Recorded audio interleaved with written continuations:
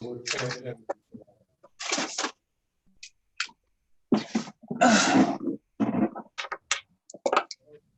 let you all know when we're live. All right. All right, very well. We have returned here again to yet an installment of our Zoom meetings here at the City Council. This, of course, is the regular meeting for Monday, May the 11th of 2020. Councilwoman Irvin, will you give us the invocation followed by the Pledge of Allegiance? Yes, I will.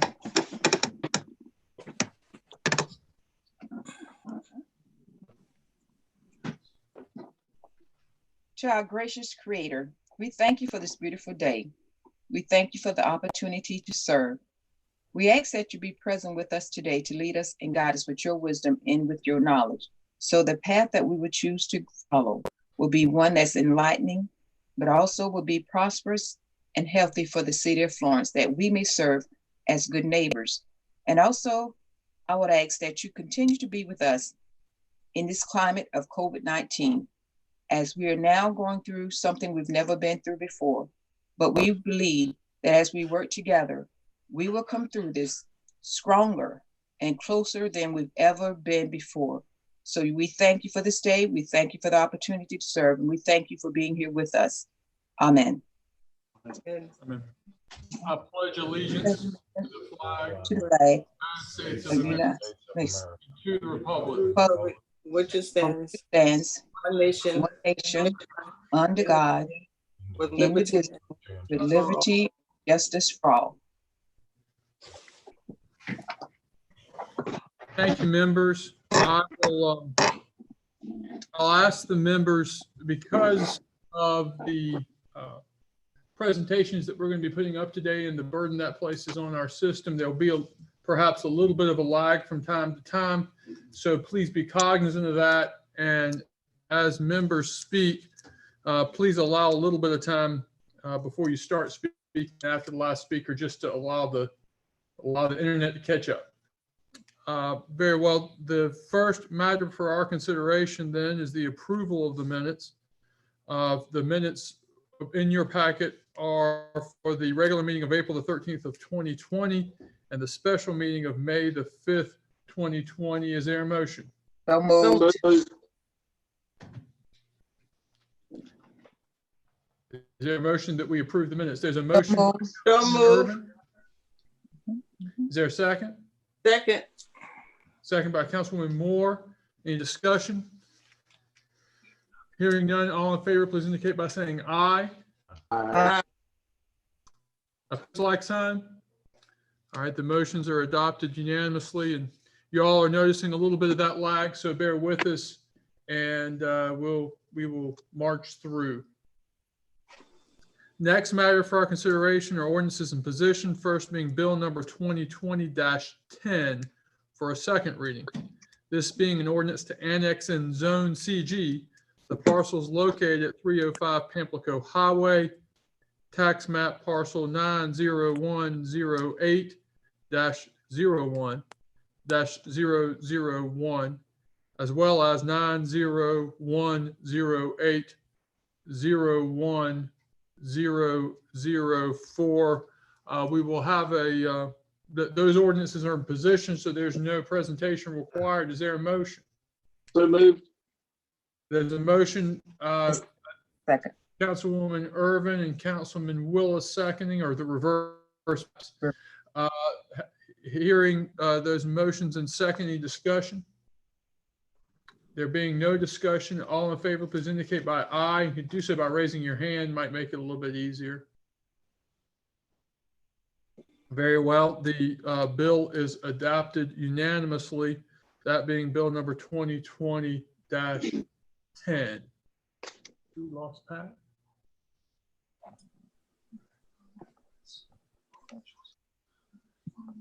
Bear with us for 1 second. We'll check on, I don't see on my screen, Councilwoman Moore. I don't see me either. Well, we've lost you visually, Councilwoman, but we hear you on audio. So we'll, Pat, if you can hear and participate, we'll continue. Yeah, I can hear. Very well. All right, the next then bill for our consideration is bill number 2020-12 for a second reading. This being an ordinance authorizing the issuance of waterworks and sewage system revenue refunding bonds. Of course, you all recall, this is second reading of that bill, which we considered, which involved refinancing at very attractive rates of previous bond issuance. We have here with us today Charlton Dessisher from Charleston to speak on the issue if necessary, as well, of course, as Mr. Yocum. Is there a motion? So moved. Second. A motion by Councilwoman Irvin, second by Councilman Willis. Mr. Yocum, Mr. Dessisher, is there anything that we need to receive?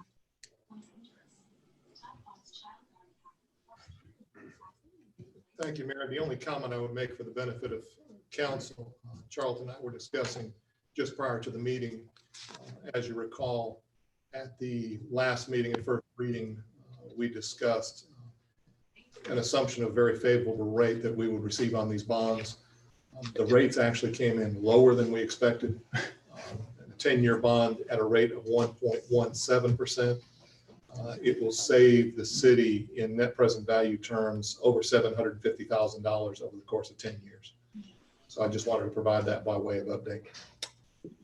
Excellent work, Mr. Yocum and Mr. Dessisher, of course, and thanking the staff for being aware of the bond climate and giving us the opportunity to take advantage of the climate and save the taxpayer, obviously, a significant amount of money. There's been a motion and second. Is any discussion from members? Hearing none, all in favor, please indicate by saying aye. Aye. Opposed, like sign. Measure passes unanimously. Not surprisingly, 1.1% is pretty good money, buddy. Next matter for our consideration and introduction of ordinances, bill number 2020-11 for our first reading, an ordinance to annex and zone NC10, the parcel located at 1620 Third Loop Road, Florence County Tax Map Parcel 90031-02-005. There's a note on the agenda that the applicant has requested this item to be deferred. Does that continue to be the case, Mr. Dudley? Yes, it is. Very well. Is there any objection to this matter being deferred? Hearing no objection, Bill 2020-11 will be deferred. Next bill then for our consideration and introduction of ordinances, Bill 2020-15 for our first reading, an ordinance to annex and zone NC 6.2, a parcel located at 1012 West Sumter Street, Florence County Tax Map Parcel 900600810 and 900600801. You all will see, hopefully on your computers and at home, some information that staff's providing with regard to that location, so that we may receive some more information from Mr. Dudley and staff. Is there a motion and second? So moved. There is a motion and second. I do not have on my screen the other members, but it sounded to me like that was Councilwoman Irvin and Moore. Is that correct? Correct. Very well. Having received a motion and second, Mr. Dudley. Thank you, Mr. Mayor. This property is located along Sumter Street. It consists of a single family detached home as well as an adjacent vacant parcel. And the proposed properties have been proposed to be zoned NC 6.2. And the water and sewer is currently available to the site. And Planning Commission did vote unanimously to recommend the proposed zoning of NC 6.2. And I have also provided a picture of the existing home as well as the adjacent lot. And this concludes staff's report. Very well. Thank you, Mr. Dudley. Any discussion or questions from members? Hearing none. All in favor of the motion to annex and zone NC 6.2 indicates by saying aye. Aye. Aye. Members? Aye. Aye. All right. Oppose the like sign? Very well. Without objection, then the motion passes unanimously. Next matter then for our consideration is Bill number 2020-16 for our first reading. An ordinance to raise revenue and adopt a budget for the city of Florence for the fiscal year beginning July 1st, 2020 and ending June the 30th, 2021. Members, as you all understand, having had previous information on this budget and received the information in your packet, this is what we would colloquially refer to as a pretty plain vanilla budget. There are pretty conservative revenue estimations given the uncertainty in the economy right now. I think everyone anticipates that once we find what the revenues actually look like at the end of the calendar year, there may be at mid-year a necessity and opportunity to amend the budget in reflection of those more accurate revenue numbers. But the kind of standard form of this budget is a product of that uncertainty. Mr. Yocum, of course, is before us to present. Is there a motion and second so we may hear this presentation? So moved. There's a motion by Councilman Irvin, a second by Councilman Jarrelli. Mr. Yocum. Thank you, members of council. In the interest of time and given the fact that we're doing this meeting via Zoom, we have a very abbreviated PowerPoint presentation for council's benefit.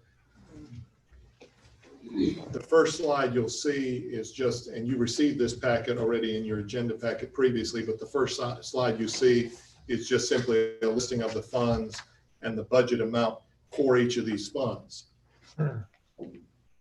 The second sheet is the process we went through and the city manager went through to balance the budget. As you can see, the initial budget requests were just short of $3 million than the original revenue estimates.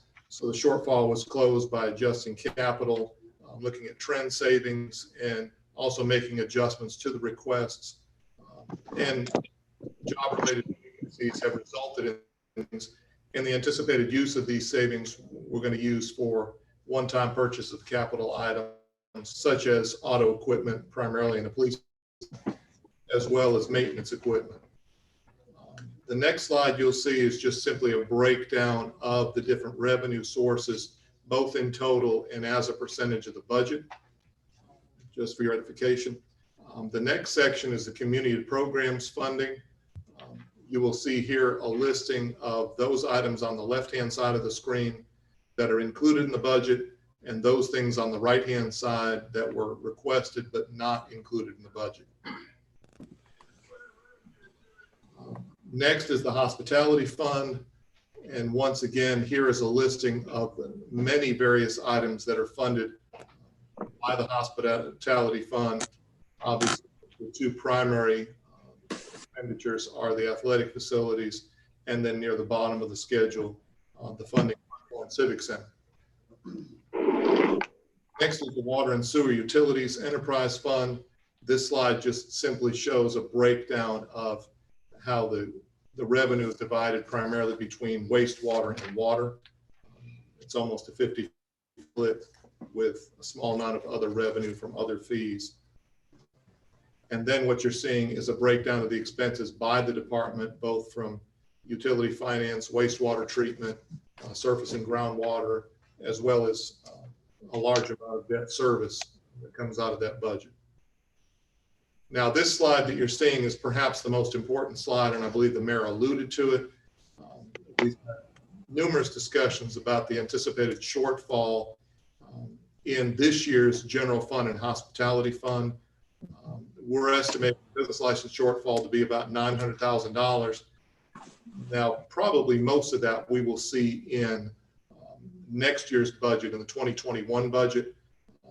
Most of the returns that are coming in that are due June 15 are based on the calendar 2019 business revenue. So we are expecting that we don't see much of a down there, but we will in next year's budget. Sales tax, which is used to fund many things like the recreational borrowing we did a few years ago, and for the urban square project across the street, that was impacted. And then hospitality tax revenue, the city manager and I put our heads together, and we're expecting about a 50% decrease in fourth quarter revenue from April, May, and June. There's about a 30-day lag in us receiving those numbers, so we haven't yet seen the decrease yet, but we probably will by this month when we receive revenue for April sales. As you see in the next big bullet, we expected about $1 million in savings prior to the virus. We recommend that we use those savings, $1 million, to cover the shortfalls we mentioned above. We're going to use $1.2 million for early purchases that'll help balance next year's budget. And then we would like to leave the remaining $800,000 in fund balance to be carried over to next year in the event we need to use it then. The utility fund budget is in good position, so any revenue impact we're going to see from that fund will be minimal and brief. And then finally, obviously, the entire staff is going to be very diligent to get the impacts on the budget from this virus and monitor primarily capital purchases to see if we need to delay those until we start seeing some revenue recovery. With that ends my presentation. So if the mayor or council have any questions, I'll be happy to attempt to answer them. Members, any questions? Very well. Hearing none, all in favor indicate by saying aye. Aye. Opposed, like sign. Very well. The first reading passes unanimously. That's Drew Griffin's last budget, folks. That is notable in its fact that it's last in a long line, and that it's probably the most unusual budget that we've ever passed in first reading, Drew. Next matter for our consideration is Bill 2020-17 for a first reading, an order revising the water and sewer rate schedule for the city of Florence, South Carolina. Members, let me speak to this a little bit at length and then offer a suggestion. As you all know, the city adopts a rate ordinance for the rates of the water and sewer utilities on a 10-year time frame. We last did this, of course, in 2010, and there's a couple reasons for adopting the rates on this decennial basis. First is obviously that we don't want any of the appearance that the rates of this very important element of our government is affected in any way by year-to-year politics or the cycle of excitement that goes around with politics. Obviously, the utility is critically important. The rates are based on recommendations that are objectively achieved by a consultant based on the expenses of the utility and inflation in the market in general. And so we have been always very, very cautious to make sure those rates are based on those considerations. Secondly, it's very important, particularly to our bondholders, those folks that loan us money on the revenues of the utility, that the revenues to the utility be stable and predictable. And so it's very, very helpful to us with regard to bondholders and with regard to the interest rates we can achieve from those bondholders, that we have rates that are long-term, that are stable, and that are predictable. Now, of course, one of the difficulties with establishing the cost of anything on a 10-year schedule is the unpredictability of the marketplace, the needs of the utility, and in particular, the rate of inflation that will go on in the economy in general. Folks at home will understand that the per capita income in this country in 1950 was probably about $9,000 or $10,000 a year. That per capita income today is probably closer to $60,000 a year, but that does not mean that folks today have 6 times the purchasing ability of folks in 1950. Quite the different. Of course, when eggs in 1950 cost pennies and gas similar, the cost of living was much lower. The effect we all understand is the effect of inflation. And economists can debate and discuss the pros and cons of inflation, the cost of inflation, who it helps and who it hurts. But that's on the scope of our discussion today. What we're interested in is making sure we set rates such that they keep up with the cost of inflation in the marketplace in general. Now, we know that over the last 10 years, even though we went through a course of recession, that inflation was probably at 1.7, 1.8% on average through those years. And economists widely predict, particularly given the amount of money that's being injected into the economy right now, that inflation in the coming years might increase appreciably. So part of the task of the rate consultants, when they make recommendations to us for rates, is to make a recommendation with regard to the so-called inflationary factor. And at what rate will the rates increase over time? In the last decennial rate study and the ordinance that was passed as a result, we included an inflation schedule of 3% year over year for water and sewer. And that was necessary, of course, not only to keep up with inflation, but also to fund the expanded construction and operation of the utility as a whole. Of course, we've gone through in the last decade plus the construction of a $100+ million wastewater facility and the construction of a surface water treatment plant. And we anticipate in coming years that we will be undertaking the construction of a second wastewater treatment plant.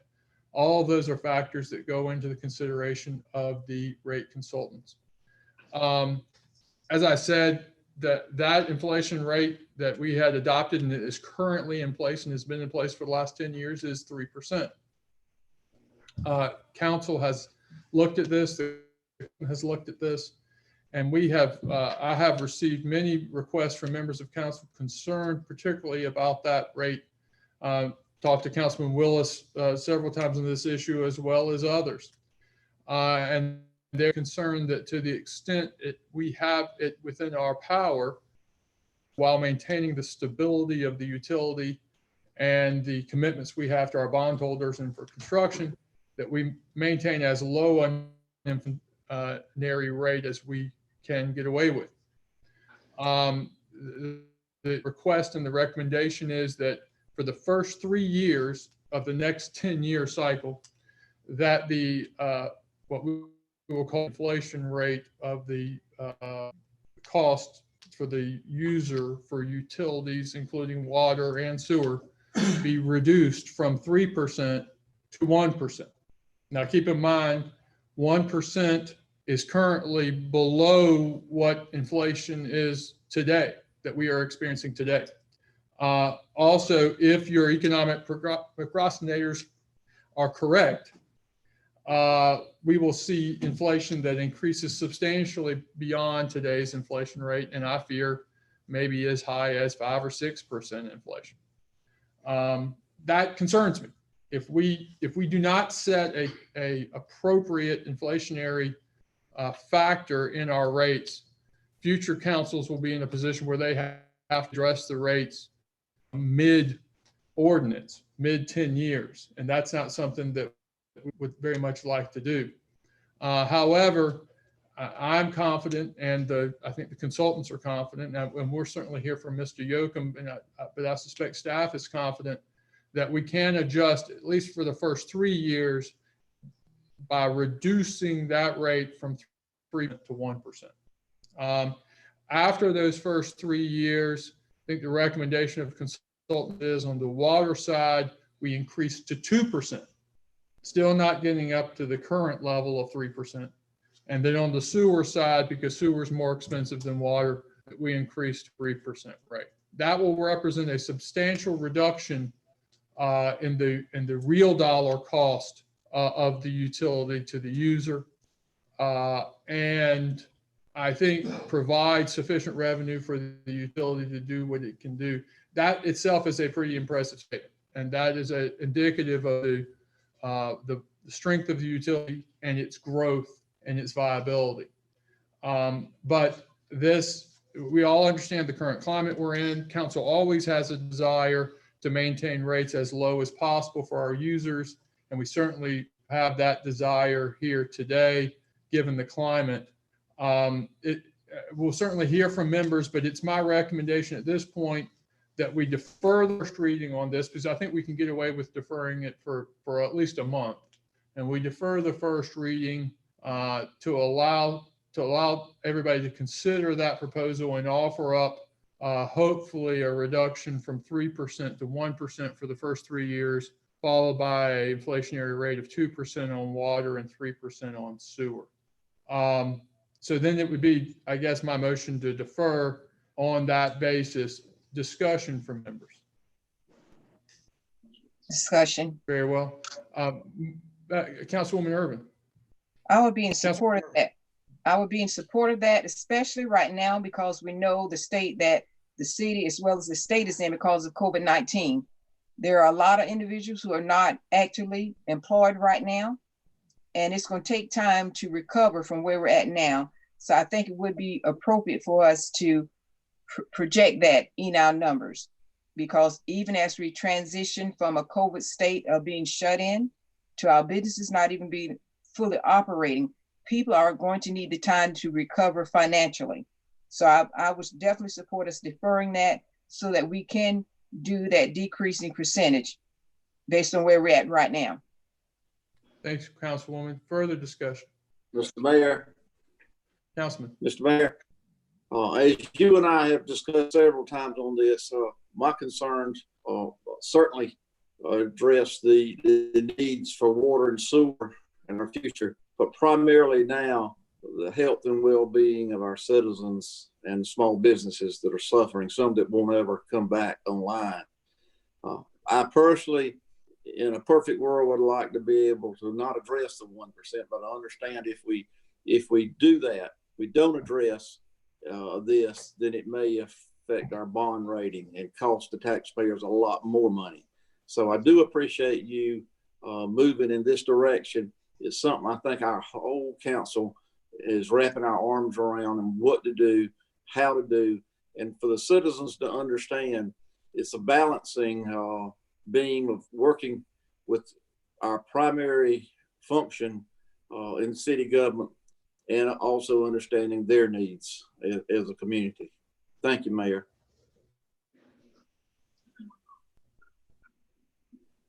Thank you, Councilman.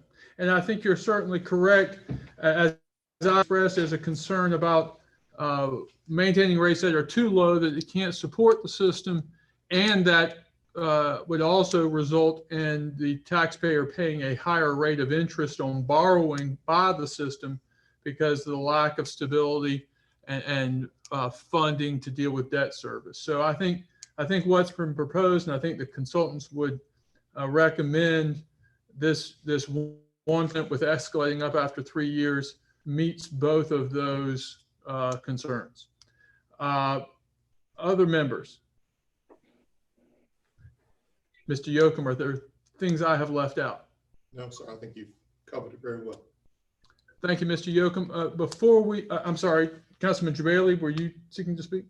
Yes, I just strongly endorse the delay and certainly endorse the reduction in the increase of what we're had these last 10 years and looking to the first 3 years for the same reasons that have been stated. Otherwise, this is a time of great concern to everyone, and we as a council are all very concerned about the well-being of our community and are wanting to make sure that we use prudence and wisdom in our decision making. So this deferral is certainly appropriate under the circumstances. Very well, thank you, Councilman Jabali. Anything further from staff or members?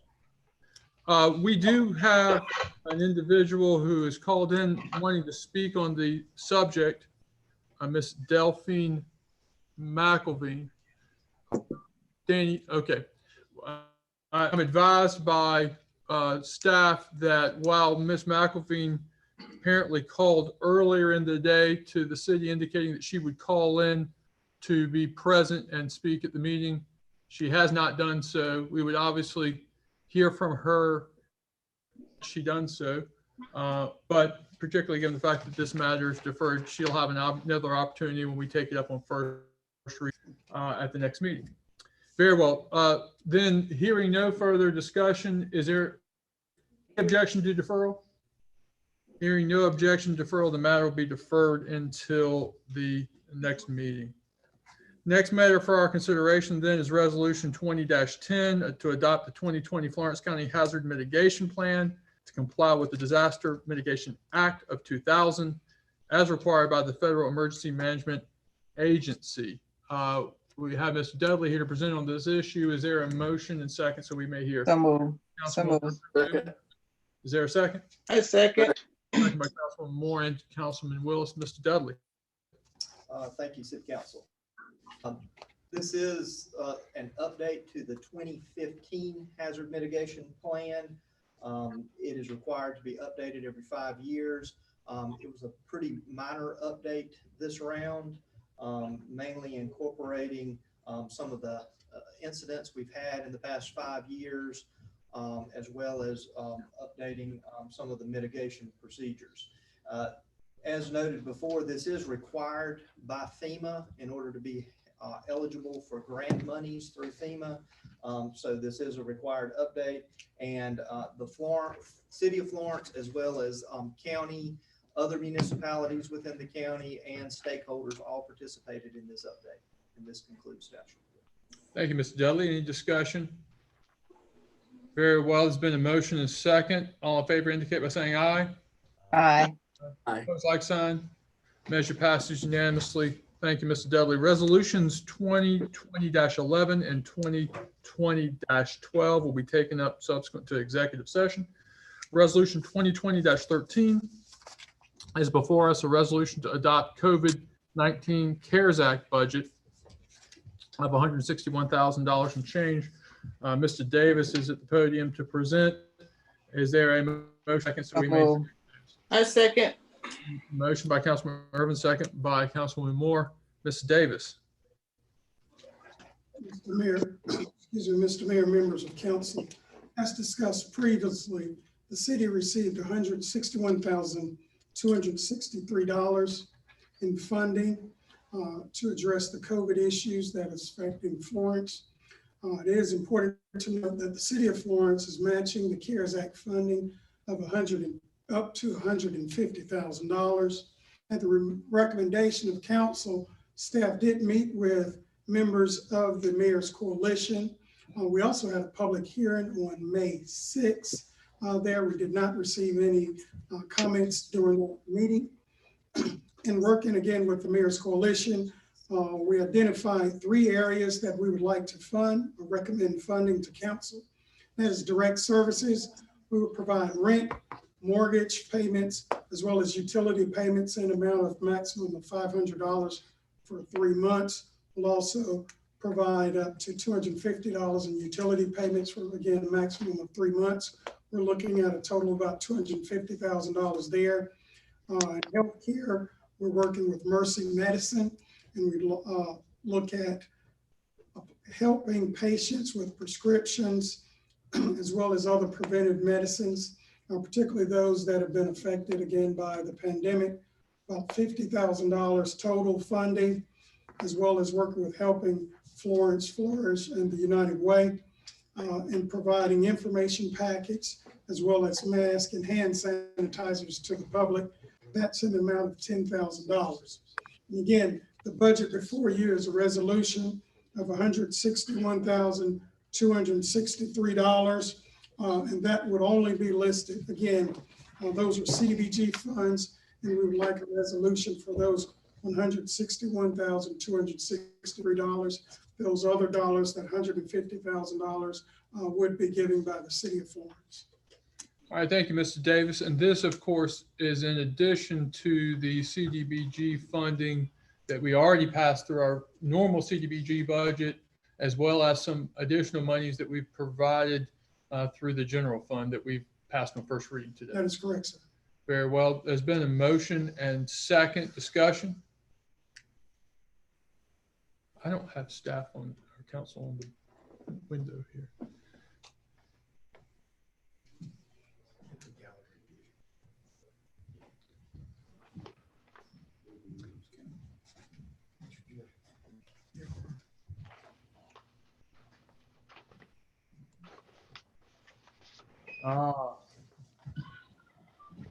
Thank you. Very well. No discussion. All indicate by saying aye. Aye. Aye. Opposed, like sign. Measure passes unanimously. Thank you all for that, and thank you for your patience while my technological inadequacy is on display. So we now have resolution 2020-11 and 2020-12 for executive session. Thank you, Mr. Davis, by the way. Is there a motion that we retire into executive session?